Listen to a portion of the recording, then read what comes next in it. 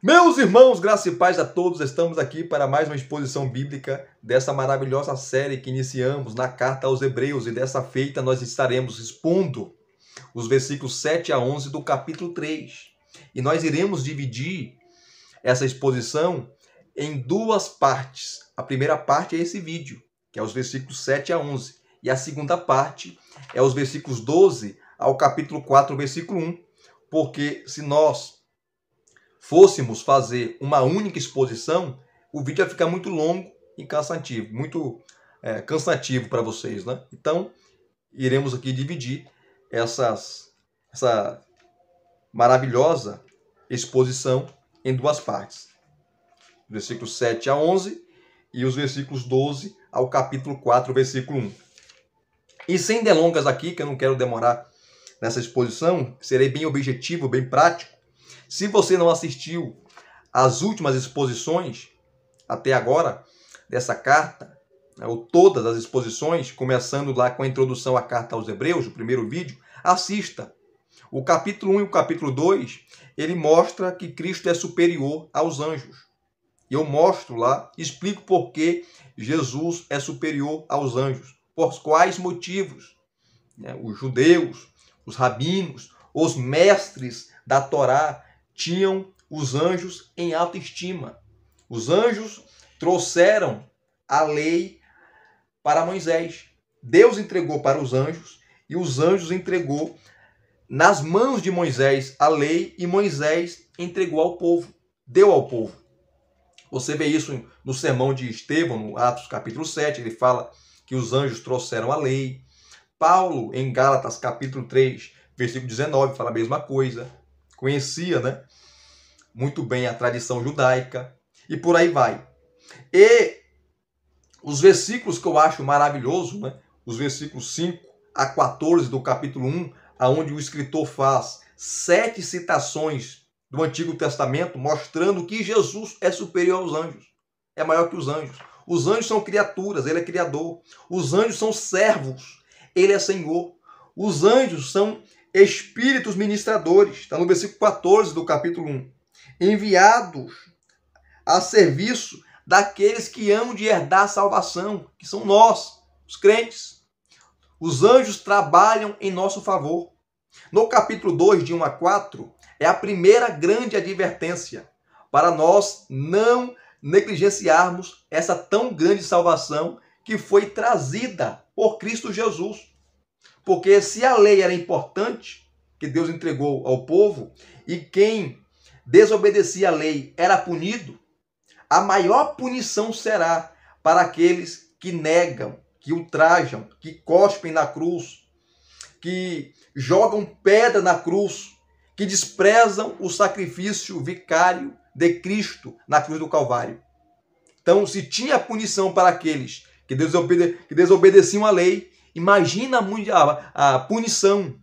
Qual será dolorosa a punição daqueles que rejeitam o Evangelho, não aceitam o Evangelho? O Escritor é claro. O Escritor é claro, né? Ele fala: como escaparemos nós se negligenciarmos tão grande salvação? Ele faz uma pergunta, e a resposta dessa pergunta é: não podemos escapar. Não dá para escapar se nós negligenciarmos essa tão grande salvação. E nós falamos também, nos versículos 5 a 18, sobre razões porque Jesus teve que se tornar homem. No capítulo 2, versículos 5 a 18. Razões porque Jesus teve que se tornar homem. Nós falamos sobre 8 razões. Assista lá e você será edificado. E assistindo, deixe seu like, deixe lá os seus comentários se você gostar. E se você não gostar também, pode ficar tranquilo em relação a isso, né? Que se você comentar, fazer uma crítica lá, eu não vou apagar seu comentário, vai ficar lá. Tá certo? Mas o meu objetivo é que você seja abençoado. No capítulo 3, vamos correr aqui, versículos de 1 a 6, e foi a última exposição, nós falamos que Jesus é superior a Moisés. O texto fala da superioridade de Cristo em relação a Moisés e também a Arão, né? O autor fala da fidelidade de Moisés. O autor fala que ele foi fiel em toda a casa de Deus. E o termo casa, eu expliquei na exposição, que não se refere a prédio, não se refere a parede, não se refere a bloco, a cimento, a areia, mas se refere ao edifício de Deus, a casa de Deus, que é a igreja. Nesse caso, Moisés foi fiel à casa de Deus no sentido que ele conduziu o povo no deserto. A casa de Deus era o povo da antiga aliança. Cristo, na nova aliança, ele é o cabeça dessa casa. Ele é o construtor dessa casa, que é a sua igreja, que é a sua assembleia, que é o rebanho dele, que ele conduz, que ele é o pastor, que ele direciona. Então, Cristo, ele é o construtor da casa, ele quem edificou a casa, ele é o cabeça da casa. Moisés é apenas um mordomo. Moisés foi apenas um mordomo da casa. Moisés foi apenas um servo da casa. Cristo é o Senhor da casa. E Arão como um sumo sacerdote, o primeiro sumo sacerdote. Os ofícios de Arão, o cargo de Arão, aquilo que Arão fazia, apontava para quem? Para Cristo. Cristo é a realidade. Cristo é o Senhor. Cristo é o sumo sacerdote eterno, segundo a ordem de Melquisedeque. E nós veremos sobre Melquisedeque o que significa essa ordem lá no capítulo 7. E aqui, queridos, nos versículos 7 a 11, que diz assim, depois de ele falar da superioridade de Cristo em relação a Moisés, ele fala assim nos versículos 7 a 11. Por isso, como diz o Espírito Santo, hoje, se ouvirem a sua voz, não endureça o coração, como foi na rebelião no dia da tentação no deserto, onde o pai de vocês me tentaram, pondo-me à prova, e viram as minhas obras durante 40 anos. Por isso me indignei contra essa geração e disse, o coração deles sempre se afasta de mim, e eles não conheceram os meus caminhos. Assim jurei na minha ira, não entrarão no meu descanso. Descanso aqui, lá no Salmo 95, versos 7 a 11, Salmo de Davi, é o descanso da terra prometida, de Canaã. Aquela geração rebelde que se rebelaram contra Deus e contra a liderança de Moisés no deserto, não entraram, morreram no deserto, devido à desobediência, à incredulidade, devido a colocar Deus à prova, porque a desobediência, a incredulidade e a rebelião, e junto com a rebelião vem a divisão. Então essas 4 palavrinhas, desobediência, incredulidade, rebelião e divisão, andam juntas, andam de mãos dadas. Foi o que o povo fez. Por isso que a advertência para os destinatários da carta aqui, e para nós também, é para tomarmos cuidado com a incredulidade, porque a desobediência gera incredulidade. A incredulidade gera rebelião. E a rebelião gera o quê? Divisão. E isso pode não só pode, mas nos afasta de Deus, nos afasta de Cristo, nos afasta da igreja, nos afasta do evangelho, nos afasta do céu, nos afasta da Canaã celestial, nos afasta da Jerusalém eterna. Nos afasta da Jerusalém eterna. Eu não vou ler o Salmo 95, versos 7 a 11, devido ao tempo. Mas você pode conferir aí, né, nesse exato momento, se você quiser, e acompanhando, né, conforme aqui a nossa exposição. E você verá que ele cita aqui na íntegra o Salmo 95, versos 7 a 11. Então, primeiro ele cita o Salmo, tá? E a partir do versículo 12, que nós iremos abordar na próxima exposição, ele vai para a aplicação. Porque ele cita a passagem, ele cita o Antigo Testamento e depois ele vai para a aplicação, para o dia a dia. O dia a dia. Ele cita o texto e vai para a prática. Então, Números capítulo 13 e capítulo 14, o capítulo 13, Deus manda Moisés, esse aqui é o contexto da passagem, escolher de cada tribo né? Um chefe de cada tribo. Das 12 tribos, escolhia um chefe, né? O cabeça da tribo, para enviar para olhar a terra. Então, se eram 12 tribos, foram 12 homens escolhidos. Entre esses homens estavam Josué e Calebe.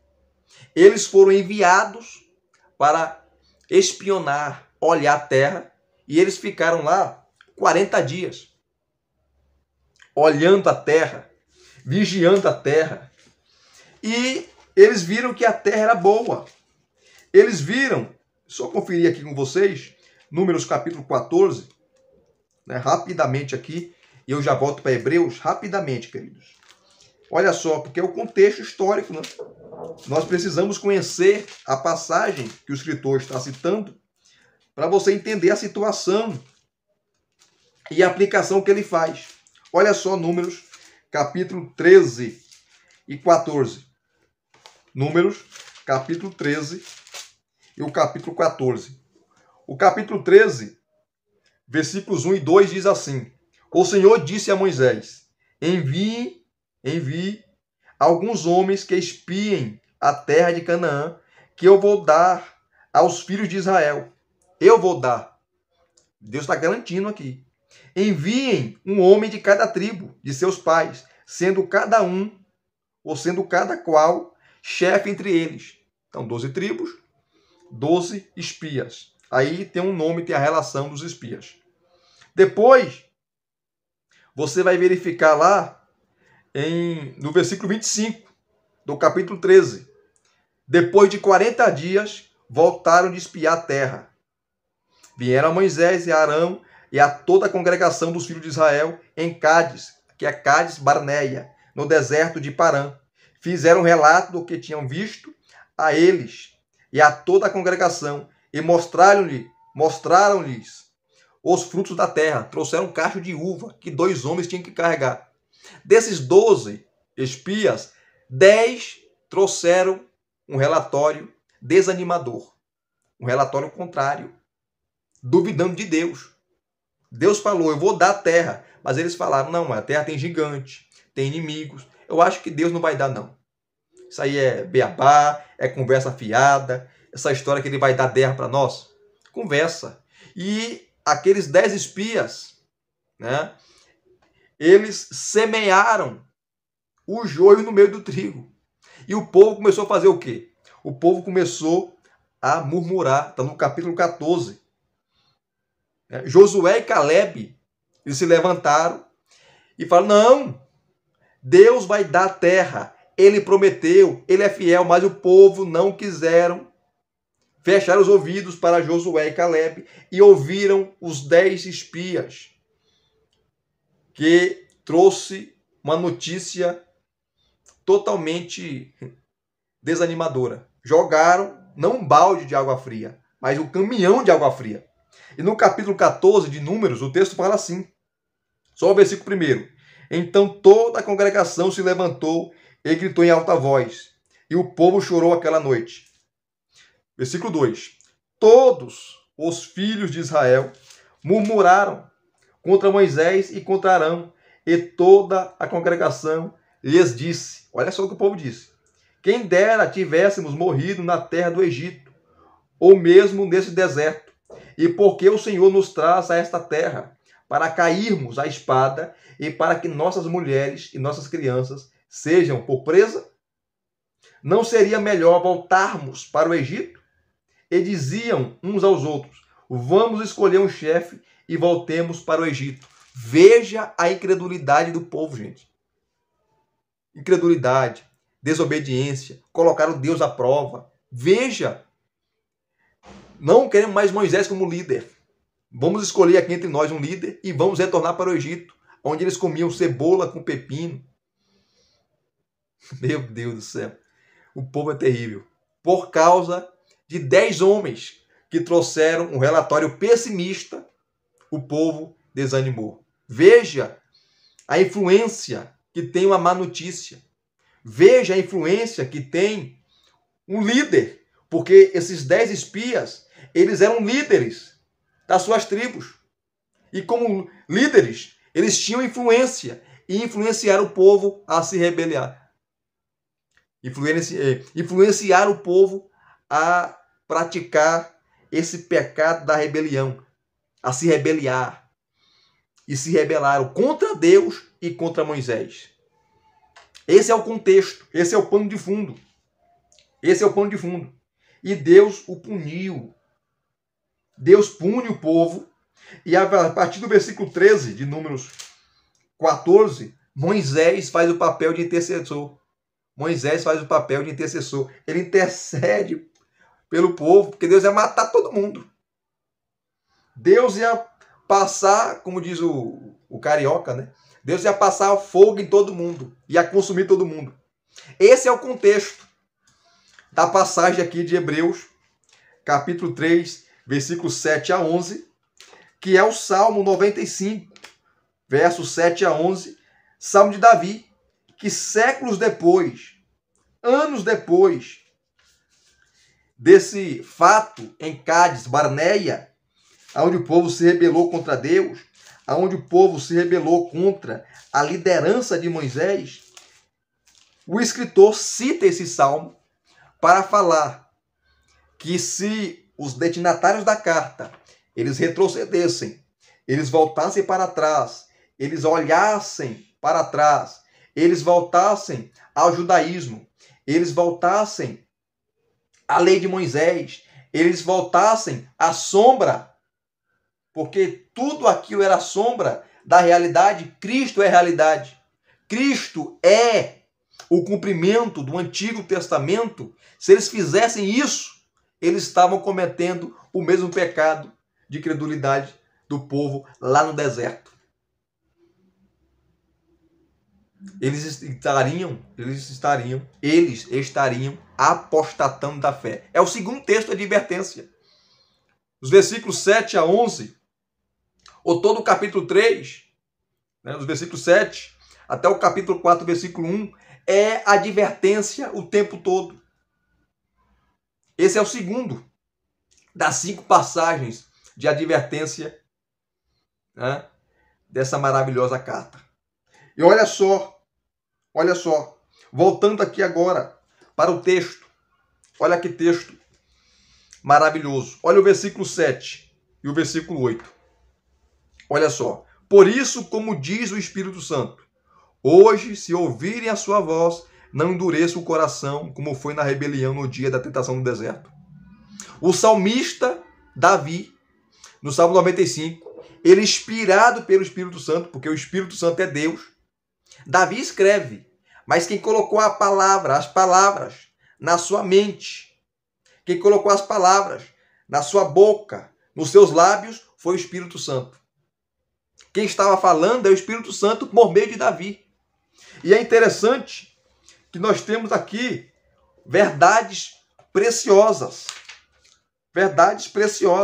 maravilhosas. E a primeira é a seguinte: ouça a voz do Espírito Santo através da Escritura. Elias, como eu posso ouvir o Espírito Santo? Através de uma profetada? Através de um pseudo-profeta? Ou profetiza? Não. Você ouve a voz do Espírito Santo por meio da palavra. Quando a palavra é pregada, quando a palavra é exposta, quando a palavra é falada, porque a palavra ela é luz para o nosso caminho. Ela é lâmpada para os nossos pés. A palavra é o norte. A palavra é o rumo. A palavra é a bússola. A palavra é ela que nos conduz à verdade. É ela que nos conduz ao céu. É a palavra. Então, o Espírito Santo fala por meio da palavra. Quando o pregador está pregando fielmente as Escrituras, ele é sincero, ele é honesto, é a voz do Espírito Santo que está falando por meio dele. Então, é a primeira coisa, versículo 7, a primeira verdade que nós temos aqui. Ouça a voz do Espírito através da palavra. O autor aos Hebreus não menciona o nome de Davi, que escreveu o Salmo 95, citado nesse versículo, mas diz que o que Davi escreveu no Salmo 95 é a própria voz do Espírito Santo. Por isso que ele fala, por isso, como diz o Espírito Santo, hoje, se ouvirem a sua voz, não endureçam o coração, como foi na rebelião no dia da tentação no deserto. Olha só que maravilha. Assim ele entende que a Escritura é inspirada e ouvi-la é ouvir o próprio Deus. O Espírito Santo fala ao homem por meio da palavra. Simon Kistemaker, no seu comentário da carta aos Hebreus, ele diz assim: Deus é o autor primário da Escritura e o homem é o autor secundário por quem Deus fala. Calvino, ele diz assim: o que encontramos nos livros dos profetas são as palavras de Deus mesmo, e não a dos homens. Sua exortação à igreja dos Hebreus não procede dele mesmo, emana das Escrituras. Sua autoridade para exortar o povo de Deus não vem dele mesmo, mas do próprio Espírito Santo. Se queremos ouvir a voz do Espírito Santo, precisamos nos voltar para as Escrituras, para a palavra, pois ela é a fonte, pois ela é a sua fonte e seu intérprete. Deus ainda nos fala, e nos fala por sua palavra. Nós somos conclamados a ouvir, a crer, a obedecer e a proclamar a palavra de Deus. Então a primeira coisa, aquela geração não ouviu Moisés. Aquela geração não ouviu os espias, Josué e Caleb. Davi, no Salmo 95, cita que eles não entraram no descanso. O descanso lá era Canaã terrena.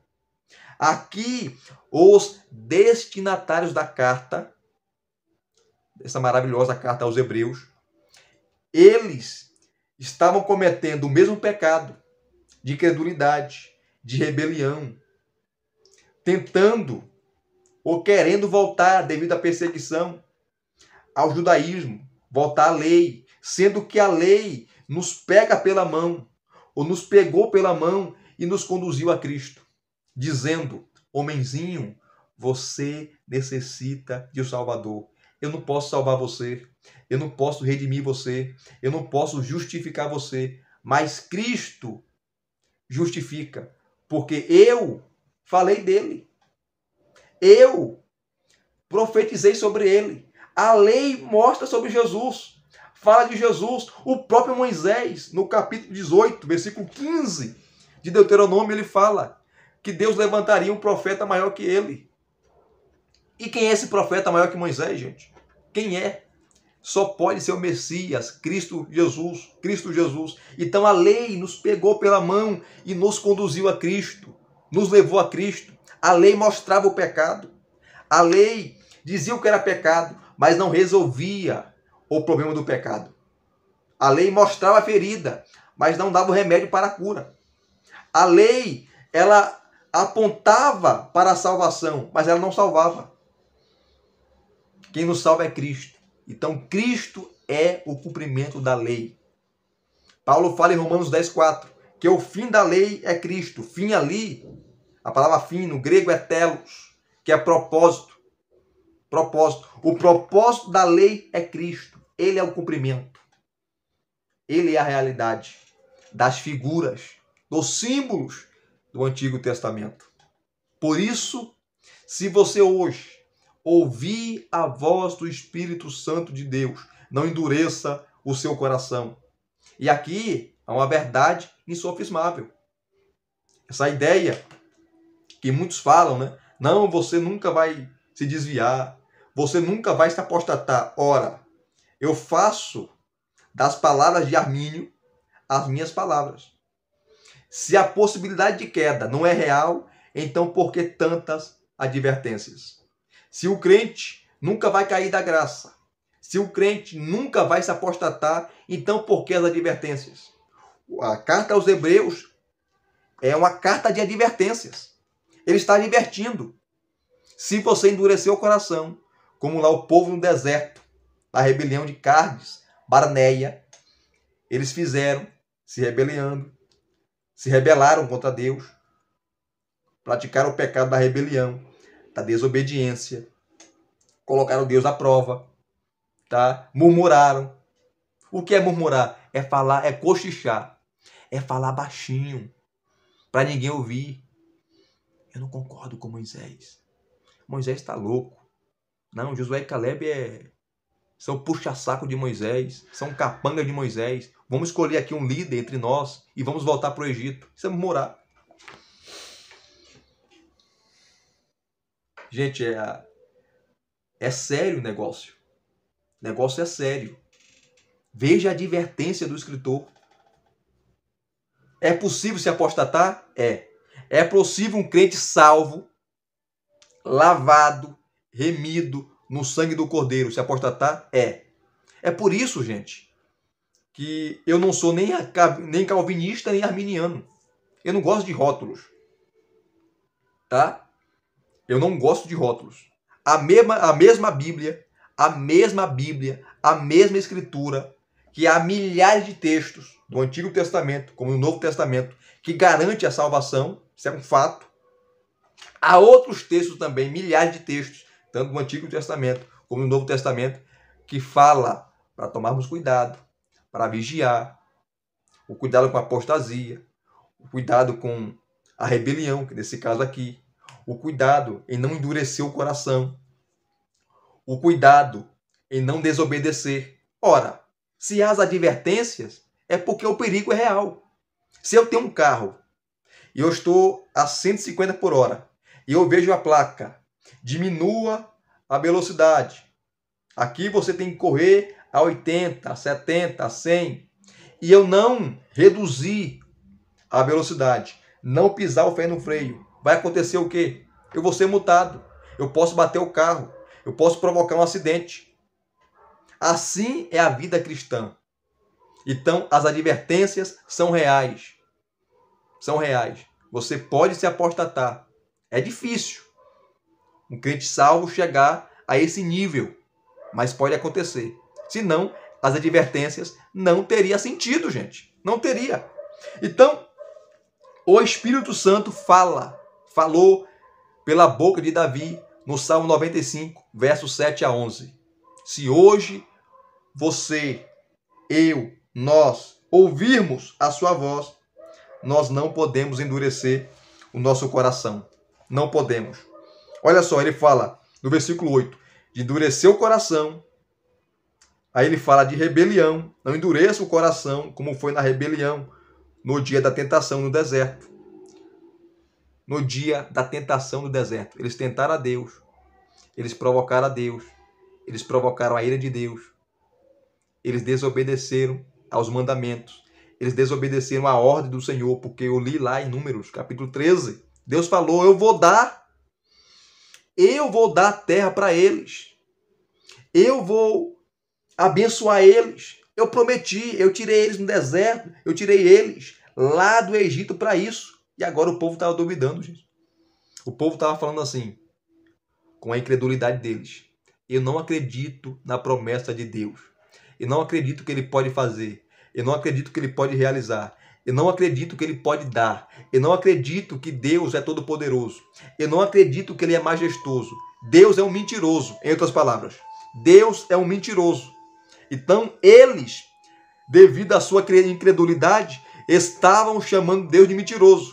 E os destinatários da carta aqui, a qual estavam sendo exortados, advertidos pelo escritor, é a mesma mensagem que Davi cita no Salmo 95, citando, séculos depois, aquilo que aconteceu na rebelião no deserto ali em Cádiz Barneia. Se vocês voltarem atrás, se vocês largarem Cristo, se vocês abandonarem a Cristo, vocês estão cometendo o pecado de apostasia, desobediência, rebelião, incredulidade. Então o Espírito Santo fala. E ele fala por meio da palavra. Então, não endureça o coração. Não pratique o pecado da rebelião. Não tentem ao Senhor com os seus atos e as suas atitudes. Aí o texto continua, né? Que nos versículos 8 a 11 ele fala sobre a dureza do coração. Mas o texto continua. O texto continua. Tá? Olha o versículo 9. Olha o versículo 9. Ele fala assim: onde os pais de vocês, aquela geração do deserto, me tentaram, pondo-me à prova. Olha só. pondo-me à prova. Isso aqui é interessante, porque se você ler o Salmo 95, os versos 7 a 11, né, se você também pegar Êxodo, capítulo 17, versículo 7, o lugar da provação é chamado de Meribá, que é traduzido por rebelião. E a palavra grega, que no seu comentário da carta aos Hebreus, Donald Guthrie fala que a palavra grega aqui para rebelião é parapikrasmos. Parapikrasmos, que traduzido é rebelião. Rebelião. E vem da raiz pikros, que significa amargo. Amargo. E ele fala assim ainda, que pode ter sido sugerida pelo incidente em Meribá, onde a água foi achada amarga. A água amarga lá em Meribá, onde o povo também se rebelou. E o mesmo texto, de Êxodo 17:7, o lugar da tentação é chamado de Massa, que lá no Salmo 95 também, ele vai citar esse lugar aqui. Davi cita esse lugar. Que Massa é traduzido por tentação. Por tentação. E quando eles colocaram o Senhor à prova, foi em não acreditar na palavra do Senhor, em não crer naquilo que Deus estava falando. Tá? Os israelitas não se rebelaram contra Deus apenas uma vez. Depois da revolta dos espias, eles colocaram Deus à prova 10 vezes. Veja Números capítulo 14, versículo 22. Veja Números capítulo 14, versículo 22. Então o versículo 9, ele fala da geração do deserto. Os pais de vocês me tentaram, pondo-me à prova, citando aqui, mais uma vez, reiterando, o Salmo 95, de 7 a 11, os versos 7 a 11. E viram as minhas obras durante 40 anos. Aqui você tem o pecado também da ingratidão. Durante 40 anos, a roupa não envelheceu.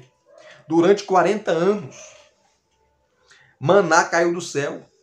Durante 40 anos, o povo não morreu pelo calor do deserto, porque a nuvem, durante o dia, uma nuvem fazia sombra para o povo.